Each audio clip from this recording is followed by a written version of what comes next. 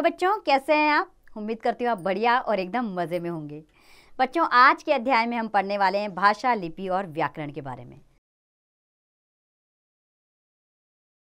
तो चलिए एक एक करके इन्हें समझे और जाने। तो सबसे पहले हम पढ़ेंगे भाषा के बारे में। भाषा क्या है? बच्चों, मनुष्य एक सामाजिक प्राणी है। उसे अपने विचारों को दूसरों तक पहुँचाने की आवश्यकता पड़ती है। विचारों के इस आदान प्रदान के लिए किसी माध्यम की भी आवश्यकता पड़ती है। अतः वह माध्यम जिसके द्वारा एक व्यक्ति अपने भाव एवं विचारों को दूसरे व्यक्ति तक पहुंचाता है, भाषा कहलाता है। तो आइए अब भाषा के रूप जानें। हमारे सामने चित्र भी दिया गया है, उसको भी हम समझेंगे। तो पहले हम जानेंगे भाषा के रूप कितने होते हैं। बच्चों, भाषा के मुख्यतः दो रूप होते हैं, मौखिक और लिखित। अच्छा, दो दोस्त आपस में बातें कर रहे हैं। कैसे हो मोहन? मैं अच्छा हूँ दोस्त। आप बता पाएंगे ये किस भाषा के रूप का उदाहरण है? बच्चों, ये मौखिक भाषा है, क्योंकि जब हम मुख से बोलकर कोई बात कहते हैं या किसी की कही हुई बात सुनते हैं तो उसे मौखिक भाषा कहते हैं। क्या कहते हैं उसे? मौखिक भाषा। जैसे दो या दो से अधिक लोगों द्वारा आपस में बातचीत करना, टेलीफोन पर बात करना, टीवी पर गाने सुनना इत्यादि सभी मौखिक भाषा के उदाहरण हैं। तो अब आप बताइए, भाषा के कितने रूप होते हैं? बच्चों, भाषा के दो रूप होते हैं। चित्र है हमारे सामने, एक बार इनके जरिए और समझ लेते हैं। दो बच्चे आपस में बातचीत कर रहे हैं, मौखिक भाषा है ये। एक औरत फोन में बात कर रही है, ये भी मौखिक भाषा का उदाहरण है। एक महिला टीवी में कुछ देख रही है, ये देखना भी मौखिक भाषा है, क्योंकि टीवी में जो भी चलचित्र चल रहा है वो उसे देख रही है और कानों से सुन रही है, तो सुनना भी मौखिक भाषा है। जब हम अपने मन की बात किसी को लिखकर समझाते हैं या लिखा हुआ पढ़ते हैं तो उसे भाषा का लिखित रूप कहते हैं। क्या कहते हैं उसे? भाषा का लिखित रूप। जैसे चिट्ठी लिखना, होमवर्क करना, समाचार पत्र और कहानियों की किताब पढ़ना इत्यादि सभी लिखित भाषा के उदाहरण हैं। आइए चित्रों के माध्यम से जानें लिखित भाषा क्या है। पहले चित्र में एक बच्चा किताब पढ़ रहा है, पढ़ना लिखित भाषा है। अगले चित्र में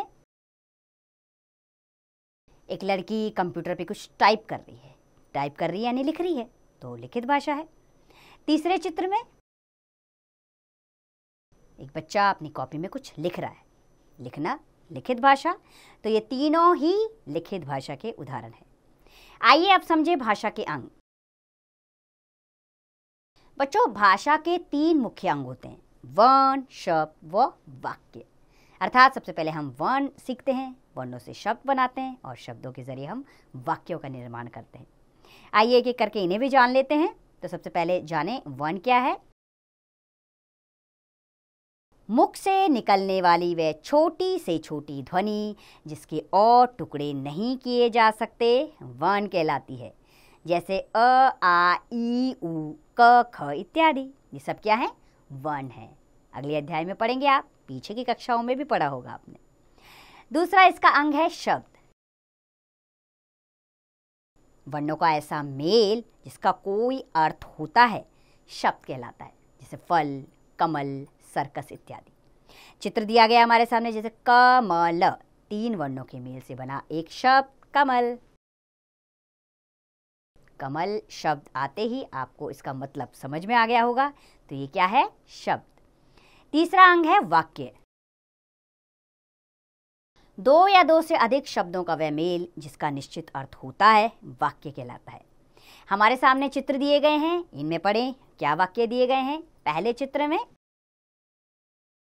बच्चा किताब पढ़ता है, इसमें 1 2 3 4 शब्दों से बन गया एक वाक्य। अगले चित्र में लड़की नाच रही है, इसमें भी 4 शब्द हैं जिससे एक वाक्य बन रहा है। और तीसरे चित्र में मोहन खेलने जाएगा, ये भी एक सार्थक वाक्य है, इसका मीनिंग आपको समझ में आ रहा होगा। ये 3 शब्दों के मेल से बना हुआ वाक्य है। तो बच्चों, ये तो हमने पढ़ लिया भाषा क्या है। अब हम पढ़ेंगे लिपि क्या है।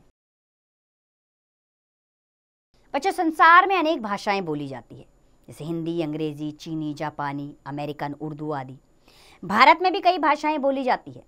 मुख्य भाषा हिंदी के अतिरिक्त उर्दू, पंजाबी, तमिल, अंग्रेजी, गुजराती, मराठी आदि।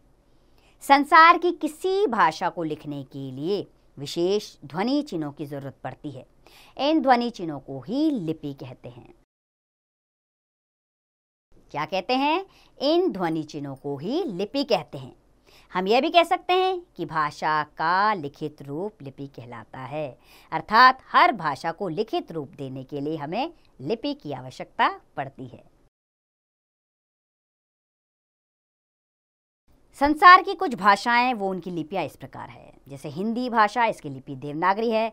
बंगला भाषा की लिपि बंगाली है। अंग्रेजी भाषा की लिपि रोमन है। पंजाबी भाषा की लिपि गुरुमुखी है और उर्दू भाषा की लिपि फारसी है। जापानी भाषा की लिपि चित्रात्मक है। तो बच्चों, ये थी भाषा और उनकी लिपियां। अब बढ़ते हैं व्याकरण की ओर और आप जानेंगे हम व्याकरण क्या है। बच्चों, व्याकरण से हम किसी भी भाषा को शुद्ध रूप से लिखना, पढ़ना व बोलना सीखते हैं।